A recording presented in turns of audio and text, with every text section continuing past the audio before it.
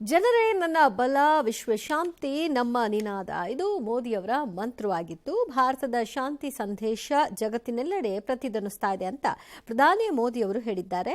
ಅಮೆರಿಕದ ಕೃತಕ ಬುದ್ಧಿಮತ್ತೆ ತಜ್ಞ ಲೆಕ್ಸ್ ಫ್ರಿಡ್ಮನ್ಗೆ ನೀಡಿದಂತಹ ಮೊದಲ ಅಂತಾರಾಷ್ಟ್ರೀಯ ಪಾಡ್ಕಾಸ್ಟ್ ಸಂದರ್ಶನದಲ್ಲಿ ಮೋದಿಯವರು ತಮ್ಮ ಮನದಾಳದ ಮಾತುಗಳನ್ನು ಅನಾವರಣಗೊಳಿಸಿದ್ದಾರೆ. ಭಾರತದ ಸಾಂಸ್ಕೃತಿಕ ಆಧ್ಯಾತ್ಮಿಕ ಪರಂಪರೆ ಇಂದು ಜಗತ್ತಿಗೆ ಮಾರ್ಗಸೂಚಿಯಾಗಿದೆ ಅಂತ ಅಭಿಪ್ರಾಯಪಟ್ಟಿದ್ದಾರೆ. 3.5 ಗಂಟೆಗಳ ಸುದೀರ್ಘ ಸಂದರ್ಶನದಲ್ಲಿ ಬಾಲ್ಯದ ವಿಷಯಗಳು, ಆರ್ಎಸ್ಎಸ್ ಜೊತೆಗಿನ ಬಂಧ, ಹಿಮಾಲಯ ಅಧ್ಯಾತ್ಮ, ತಮ್ಮ ರಾಜಕೀಯ ಪಯಣ, ಗುಜರಾತ್ ಗಲಭೆ, ಗೋಧ್ರಾ ದುರಂತ, ವಿಪಕ್ಷಗಳ ರಾಜಕೀಯ, ತಮ್ಮ ಮೇಲಿನ ಆಪಾದನೆ, ಕೋರ್ಟ್ ತೀರ್ಪು, ಪಾಕ್ ಪ್ರೇರಿತ ಭಯೋತ್ಪಾದನೆ, ಟ್ರಂಪ್ ಜೊತೆಗಿನ ನೇತೃತ್ವ, ಹೀಗೆ 10 ಹಲವು ವಿಚಾರಗಳ ಬಗ್ಗೆ ಮೋದಿ ಮಾತನಾಡಿದ್ದಾರೆ. 140 ಕೋಟಿ ಪ್ರಜೆಗಳೇ ನನ್ನ ಬಲ ಎಂದಿದ್ದಾರೆ. ಆರ್ಎಸ್ಎಸ್ನಿಂದ ಕಲಿತ ಮೌಲ್ಯಗಳೇ ನನ್ನ ಸೈದ್ಧಾಂತಿಕ ಬುನಾದಿ. ದೇಶವೇ ಪ್ರಧಾನ, ಮಾನವ ಸೇವೆಯೇ ಮಾಧವ ಸೇವೆ ಎಂಬುದನ್ನು ಸಂಘದಿಂದ ಕಲಿತೆ ಅಂತ ಹೇಳಿದ್ದಾರೆ. ಪಾಕಿಸ್ತಾನದೊಂದಿಗೆ ಶಾಂತಿ ಬೆಳೆಸಲು ಮಾಡಿದ ಪ್ರಾಮಾಣಿಕ ಪ್ರಯತ್ನಕ್ಕೆ ಅವರ ಶತ್ರುತ್ವ ಮತ್ತು ದ್ರೋಹ ಅಡ್ಡಿಯಾದವು ಅಂತ ಹೇಳಿದ್ದಾರೆ. ಟೀಕೆಗಳನ್ನು ಸ್ವಾಗತಿಸುವೆ, ಅದು ಪ್ರಜಾಪ್ರಭುತ್ವದ ಆತ್ಮ ಅಂತ ಮೋದಿ ಅಭಿಪ್ರಾಯಪಟ್ಟಿದ್ದಾರೆ. ಈ ಫ್ರಿಡ್ಮನ್ ಅವರು ವಿಜ್ಞಾನ, ತಂತ್ರಜ್ಞಾನ, ರಾಜಕೀಯ, ತತ್ವಶಾಸ್ತ್ರ, ಹಲವಾರು ವಿಚಾರಗಳ ಬಗ್ಗೆ ಆಳವಾದಂತಹ ಅಧ್ಯಯನವನ್ನು ನಡೆಸ್ಕೊಂಡಿರುವಂಥವ್ರು, ವಿಚಾರಗಳನ್ನು ತಿಳ್ಕೊಂಡಿರೋರು. ಸೊ ಇವರ ಇಂಟರ್ವ್ಯೂ ಅಲ್ಲಿ ಮೋದಿಯವರು ಮಾತನಾಡಿದ್ದಾರೆ. ಆಲ್ಮೋಸ್ಟ್ ಆಲ್ ಅವರು ಹಿಂದಿಯಲ್ಲೇ ಮಾತಾಡಿರೋದು. ಹಾಗೆ ನೋಡೋಕೆ ಹೋದರೆ ಅವರು ವಿದೇಶಿ ಖಾಸಗಿ ಮಾಧ್ಯಮಗಳಿಗೆ ಕೊಟ್ಟಿರುವಂತಹ for the first time interview ಇದು ಅಂತ ಹೇಳಬಹುದು. ಹಲವಾರು ವಿಚಾರಗಳನ್ನ ಮಾತಾಡಿದ್ದಾರೆ. ವೈಯಕ್ತಿಕ ವಿಚಾರಗಳಿಂದ ಹಿಡಿದು ರಾಷ್ಟ್ರೀಯ, ಅಂತಾರಾಷ್ಟ್ರೀಯ ವಿಚಾರಗಳನ್ನು ಕೂಡ ಮಾತನಾಡಿದ್ದಾರೆ. ಗೋಧ್ರಾ ಗಲಾಟೆ ಇರಬಹುದು ಅಥವಾ ಗುಜರಾತ್ನ ಗಲಾಟೆ ಇರಬಹುದು, ಇದೆಲ್ಲದರ ವಿಷಯವಾಗಿ ಪ್ರಸ್ತಾಪ ಮಾಡಿದ್ದಾರೆ. ಯಾವುದೇ ಟೀಕೆ ಟಿಪ್ಪಣಿಗಳು ಬಂದರೂ ಕೂಡ ನಾನು ಎಲ್ಲವನ್ನೂ ಸ್ವೀಕಾರ ಮಾಡ್ತೀನಿ, ಆದರೆ ಅದು ಆಧಾರರಹಿತವಾಗಿರಬೇಕು. ಆಧಾರರಹಿತ ಟೀಕೆಗಳನ್ನ ಹೇಗೆ ಸ್ವೀಕಾರ ಮಾಡಲಿಕ್ಕೆ ಸಾಧ್ಯ ಅಂತ ಕೂಡ ಹೇಳಿದ್ದಾರೆ. ಜೊತೆಗೆ ಆ ವಿಷಯದಲ್ಲಿ ಸುಪ್ರೀಂ ಕೋರ್ಟ್ನ ಜಡ್ಜ್ಮೆಂಟ್ ಏನು ಬಂತು ಅದರ ಬಗ್ಗೆಯೂ ಕೂಡ ಅವರು ಮಾತನಾಡಿದ್ದಾರೆ, ಗುಜರಾತ್ ಗಲಭೆ ವಿಷಯವಾಗಿ. ಹೀಗೆ ಹಲವಾರು ವಿಷಯಗಳನ್ನ ಮಾತನಾಡ್ತಾ 22 ವರ್ಷಗಳ ಬಳಿಕ ಯಾವುದೇ ರೀತಿಯ ಗುಜರಾತ್ನಲ್ಲಿ ಗಲಭೆಗಳಾಗಿಲ್ಲ ಅಂತ ಕೂಡ ಅವರು ಸ್ಪೆಸಿಫೈ ಮಾಡಿದ್ದಾರೆ. ಬಹಳಷ್ಟು ವಿಷಯಗಳನ್ನ ಮಾತನಾಡಿದ್ದಾರೆ ಮೋದಿ ಅವರು ಈ ವಿಷಯದಲ್ಲಿ. ರಾಜ್ಯ ಕಾಂಗ್ರೆಸ್ನಲ್ಲಿ ಪವರ್ ಫೈಟ್ ನಡೀತಾ ಇರೋ ಹೊತ್ತಿನಲ್ಲಿಯೇ ಮಹತ್ವದ ಬೆಳವಣಿಗೆ ನಡೆದಿದೆ. ಕೆಪಿಸಿಸಿ ಅಧ್ಯಕ್ಷ ಸ್ಥಾನದಿಂದ ಮುಕ್ತರಾಗುವ ಮಾತನ್ನ ಡಿಸಿಎಂ ಡಿಕೆ ಶಿವಕುಮಾರ್ ಅವರು ಆಡಿದ್ದಾರೆ. ನಿನ್ನೆ ನಡೆದ ಕೆಪಿಸಿಸಿ ಪದಾಧಿಕಾರಿಗಳ ಸಭೆಯಲ್ಲಿ ಜಿಲ್ಲಾ ಮಟ್ಟದಲ್ಲೂ 2 ಹುದ್ದೆ ನಿರ್ವಹಣೆ ಬಗ್ಗೆ ಪ್ರಸ್ತಾಪವನ್ನ ಆಯಿತು. ಇದಕ್ಕೆ ಪ್ರತಿಕ್ರಿಯೆ ನೀಡಿದ ಡಿಕೆ ಶಿವಕುಮಾರ್, 100 ಕಾಂಗ್ರೆಸ್ ಕಚೇರಿಗಳಿಗೆ ಶಂಕುಸ್ಥಾಪನೆ ಆದ ಬಳಿಕ ಕೆಪಿಸಿಸಿ ಅಧ್ಯಕ್ಷ ಸ್ಥಾನದಿಂದ ನಾನು ಮುಕ್ತನಾಗ್ತೀನಿ, ಯಾರು ಏನು ಬೇಕಾದರೂ ಜವಾಬ್ದಾರಿ ತೆಗೆದುಕೊಳ್ಳಿ ಅಂತ ಹೇಳಿದ್ದಾರೆ. ಡಿಕೆಶಿ ಹೇಳಿಕೆಯ ಬಗ್ಗೆ ಕಾಂಗ್ರೆಸ್ನಲ್ಲಿ ಬಿಸಿ ಚರ್ಚೆ ಆಗ್ತಾ ಇದೆ. ಅಧ್ಯಕ್ಷ ಸ್ಥಾನ ತ್ಯಜಿಸುವ ಮಾತನ್ನ ಆಡುವ ಮೂಲಕ ಪವರ್ ಶೇರ್ ಗೇಮ್ಗೆ ಡಿಸಿಎಂ ಚಾಲನೆ ಕೊಟ್ರ ಅನ್ನೋ ಪ್ರಶ್ನೆ ಕೂಡ ಮನೆ ಮಾಡಿದೆ. ಇದೇ ವೇಳೆ ಅಧ್ಯಕ್ಷ ಸ್ಥಾನದಿಂದ ಕೆಳಗಿಳಿಯುವ ಮೊದಲು ಶಕ್ತಿ ಪ್ರದರ್ಶನಕ್ಕೆ ಡಿಕೆ ತಯಾರಿಯನ್ನು ನಡೆಸಿದ್ದಾರೆ.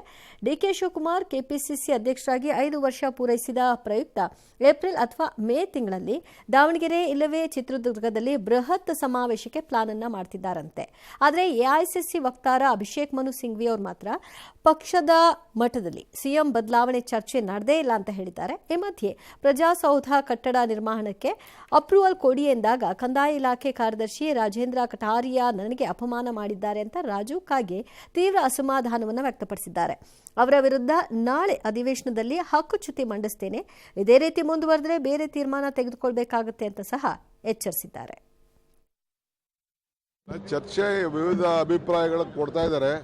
ಫಸ್ಟು ಎಲ್ಲ ಮಂತ್ರಿಗಳಿಗೆ ನಾವು ಪ್ರತಿಯೊಂದು ವಿಧಾನಸಭಾ ಕ್ಷೇತ್ರಕ್ಕೆ ಹೋಗಿ ಕಾರ್ಯಕರ್ತರ ಸಭೆ ಮಾಡಿ ಅಂತ ನಾವು ಸೂಚನೆಯನ್ನು ಕೊಟ್ಟಿದ್ದೇವೆ. ಆ ಕೆಲಸ ಎಲ್ಲ ಮುಗಿಲಿ, ಆಮೇಲೆ ಮಿಕ್ಕಿದೆಲ್ಲ ಯೋಚನೆ ಮಾಡ್ತೀವಿ. ನಮ್ದು 2 ವರ್ಷದ ಒಂದು ಸಂಭ್ರಮ ಅಂತ ಮಾಡಲೇಬೇಕಾಗಿದೆ, ನಾವು ಮಾಡ್ತೀವಿ. सरकार सकारात्मक काम कर रही है, नीतियों पे काम कर रही है. सरकार में कोई उथल पुथल नहीं है, हमेशा कुछ न कुछ छौंक लगने चाहिए, सब्जी में मसाला आना चाहिए. लीडरशिप जब सरकार बनी थी तब भी लीडरशिप बड़े अच्छे, सौहार्द, समझदार तरीके से निश्चित हुई थी और आगे भी सबके समन्वय, सबकी सहमति के साथ होगा. और अच्छा सुशासन तभी होता है जब सब लोग साथ चलते हैं, सब लोग मिलके हाईकमांड के साथ निर्णय होता है. ರಾಜೇಂದ್ರ ಕಟಾರಿಯಾ ಅದೆಲ್ಲ ಕೇಳುವುದನ್ನ ನನ್ನ ಮ್ಯಾಗ ಅಪಮಾನ ಮಾಡಿದನು.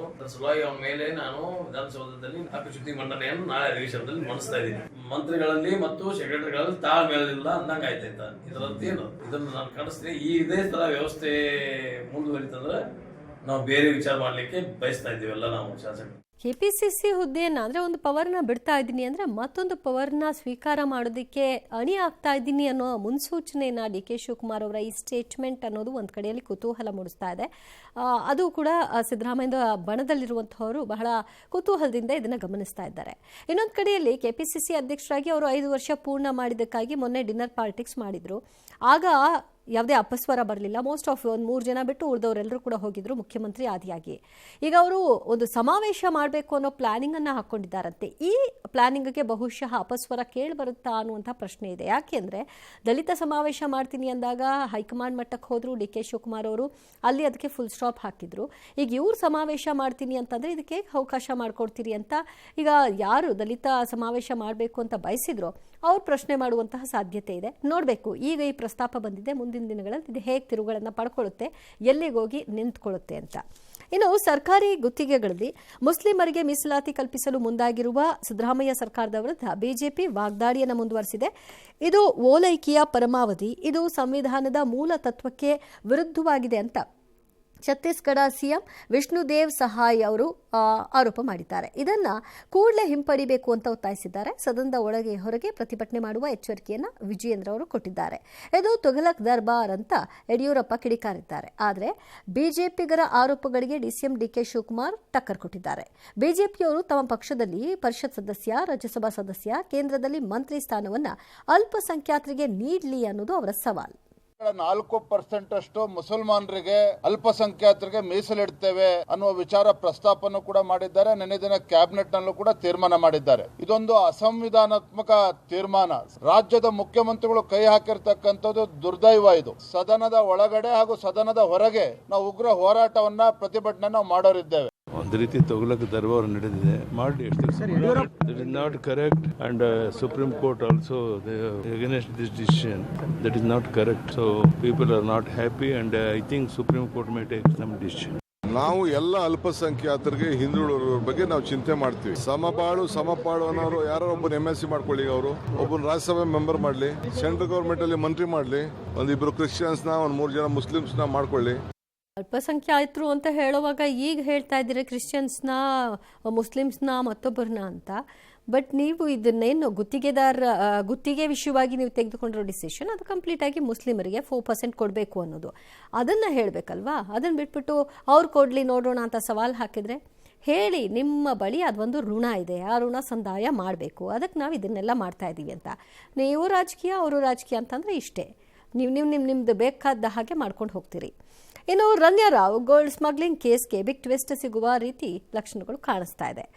ಇಷ್ಟು ದಿನ ರನ್ಯಾರಾವ್ಗೆ 2 ಸಚಿವರ ನಂಟು ಎಂಬ ಆರೋಪ ಮಾತ್ರ ಇತ್ತು, ಆದರೆ ಅವರ ಹೆಸರುಗಳು ರಿವೀಲ್ ಆಗ್ತಿರಲಿಲ್ಲ. ಈ ಹೊತ್ತಲ್ಲೇ ಬಿಜೆಪಿ ರೆಬಲ್ ಯತ್ನಾಳ್ ಹೊಸ ಬಾಂಬ್ ಸಿಡಿಸಿದ್ದಾರೆ. ರನ್ಯಾ ನಂಟು ಹೊಂದಿರೋ ಸಚಿವರು ಯಾರು ಅನ್ನೋದು ಗೊತ್ತಂತವ್ರಿಗೆ. ಅಧಿವೇಶನದಲ್ಲಿಯೇ ಅವರ ಹೆಸರು ಬಹಿರಂಗಪಡಿಸ್ತೀನಿ ಅಂತ ಕೂಡ ಘೋಷಣೆ ಮಾಡಿದ್ದಾರೆ. ಇದು ರಾಜ್ಯ ರಾಜಕೀಯದಲ್ಲಿ ಸಂಚಲನ ಮೂಡಿಸ್ತಾ ಇದೆ. ಈ ಮಧ್ಯೆ ಏರ್ಪೋರ್ಟ್ನಲ್ಲಿ ಪ್ರೋಟೋಕಾಲ್ ದುರ್ಬಳಕೆ ಆರೋಪ ಸಂಬಂಧ ತನಿಖೆ ನಡೆಸಿರುವ ಗೌರವ್ ಗುಪ್ತಾ ನೇತೃತ್ವದ ಸಮಿತಿ ನಾಳೆ ಸರ್ಕಾರಕ್ಕೆ ಮಧ್ಯಂತರ ವರದಿಯನ್ನು ಸಲ್ಲಿಸುವ ಸಂಭವ ಇದೆ. ಈ ಹಿಂದೆ ಏರ್ಪೋರ್ಟ್ನಲ್ಲಿ ಕೆಲಸ ಮಾಡಿದ ಅಧಿಕಾರಿಗಳಿಗೂ ಕೂಡ ಟೆನ್ಷನ್ ಶುರುವಾಗಿದೆ. ಇನ್ನು ರನ್ಯಾ ಮಲತಂದೆ ರಾಮಚಂದ್ರ ರಾವ್ ವಿರುದ್ಧ ಹಾಳಿಯ ಪ್ರಕರಣವನ್ನು ಕೆದಕಲು ಸಾಮಾಜಿಕ ಹೋರಾಟಗಾರ ಸ್ನೇಹಮಯಿ ಕೃಷ್ಣ ಮುಂದಾಗಿದ್ದಾರೆ. ಸಚಿವರು ಕೂಡ ಬೆಂಬಲ ಇದೆ ಅಂತ ಹೇಳ್ತಾರೆ. ಹೌದು, ಇಬ್ಬರ ಬಗ್ಗೆ ನಿಮ್ಮ ಮಾಹಿತಿ ಇದೆ ಅಂತ. ಈಗ ನಾಳೆ ನಾವು ಸದನ ಹೇಳ್ತೀವಿ ಯಾರ್ಯಾರು ಅದಾರ, ಆ ರನ್ಯಾನ್ ಜೋಡ ಯಾರ್ಯಾರ್ದು ಸಂಬಂಧ ಅದಾವು, ಆಕೆಗೆ ಏನೇನು ಸೆಕ್ಯೂರಿಟಿ ಕೊಟ್ಟರೆ ಎಲ್ಲಾನು ಮಾಹಿತಿ ತಗೊಂಡಿವಿ. ಗೋಲ್ಡ್ ಎಲ್ಲಿ ತಂದ್ರು, ಗೋಲ್ಡ್ ಇಟ್ಕೊಂಡು ತಂದ್ರು ಎಲ್ಲ ಹೆಸರು ಗೊತ್ತಿದೆ ಸರ್. ಕೆಲವು ರಾಜಕಾರಣಿಗಳು ನನ್ನ ಬಳಿ ಪೆನ್ ಡ್ರೈವ್ ಇದೆ ಬಿಡ್ತೀನಿ ಅಂದ್ರು ಬಿಟ್ಟಿಲ್ಲ, ದಾಖಲೆ ಇದೆ ಬಿಡ್ತೀನಿ ಅಂದ್ರು ಬಿಟ್ಟಿಲ್ಲ. ನೀವು ಕೂಡ ಅದೇ ಲಿಸ್ಟ್ಗೆ ಸೇರ್ಕೊಂಡು ಹಿಟ್ ಅಂಡ್ ರನ್ ಆಗಬೇಡಿ ಅನ್ನೋದು ನಮ್ಮ ಅಭಿಪ್ರಾಯ. ನಿಮ್ಮ ಬಳಿ ಪೂರ್ಣ ಮಾಹಿತಿ ಇದೆ, ಅದನ್ನು ಹೇಳಕ್ಕೆ ನೀವು ಸ್ವತಂತ್ರರು ಅನ್ನೋದಾದ್ರೆ ನೀವು ಅದನ್ನ ಸದನದಲ್ಲಿ ಹೇಳ್ತೀರಿ, ಹೇಳಬೇಕು. ಯಾಕಂದ್ರೆ ನೀವು ಹೇಳಿದ್ದೀರಿ. ಈಗ ಆಗೇನಾದರೂ ನೀವೊಂದು ವೇಳೆ ಹೇಳದೆ ಬೇರೆ ಬೇರೆ ಕಾರಣಗಳನ್ನ ಕೊಟ್ಟರೆ ಆಗ ನಾವೇನಂತ ಭಾವಿಸ್ಬೇಕು? ನೀವೀಗ ವಿಜಯೇಂದ್ರ ಮತ್ತು ಕಾಂಗ್ರೆಸ್ನವ್ರಿಗೇನು ಹೇಳ್ತಾ ಇದ್ದೀರಿ? ಅಡ್ಜಸ್ಟ್ಮೆಂಟ್ ಪಾಲಿಟಿಕ್ಸ್ ಅಂತ. ನಾಳೆ ನೀವು ಹೇಳದೆ ಹೋದರೆ ನೀವು ಆ ಅಡ್ಜಸ್ಟ್ಮೆಂಟ್ ಪಾಲಿಟಿಕ್ಸ್ ನಡೆಸಿದ್ದೀರಿ ಅಂತ ಆರೋಪಿಸಬೇಕಾಗತ್ತೆ. ನೋಡೋಣ ನೀವೇನು ಮಾಡ್ತೀರಾ ಅಂತ. ನೀವು ಈಗ ಹೇಳ್ತೀನಿ ಅಂದಿದ್ದೀರಿ, ಹೇಳದೆ ಹೋದರೆ ಏನು ಮಾಡ್ತೀರಿ ನೋಡೋಣ.